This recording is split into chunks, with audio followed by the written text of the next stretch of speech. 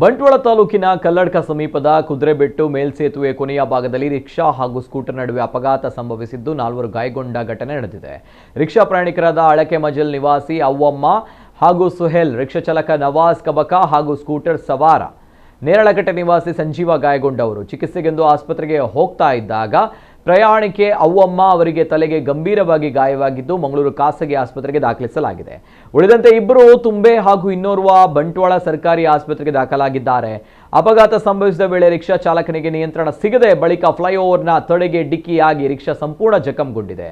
ಅಪಘಾತದಲ್ಲಿ ಗಾಯಗೊಂಡು ರಸ್ತೆಯಲ್ಲಿದ್ದ ಮಹಿಳೆಯರಿಬ್ಬರನ್ನ ಹಿಂದೂ ಸಂಘಟನೆಯ ಪ್ರಮುಖ ಲೋಹಿತ್ ಪಣೋಳಿಬೈಲ್ ಅವರು ತನ್ನ ಕಾರಿನಲ್ಲಿ ತುಂಬೆ ಆಸ್ಪತ್ರೆಗೆ ದಾಖಲಿಸಿ ಮಾನವೀಯತೆಯನ್ನ ಮೆರೆದಿದ್ದಾರೆ. ಇನ್ನು ಘಟನಾ ಸ್ಥಳಕ್ಕೆ ಬಿಸಿ ರೋಡಿನ ಟ್ರಾಫಿಕ್ ಪೊಲೀಸರು ಭೇಟಿ ನೀಡಿ ಪ್ರಕರಣ ದಾಖಲಿಸಿದ್ದಾರೆ.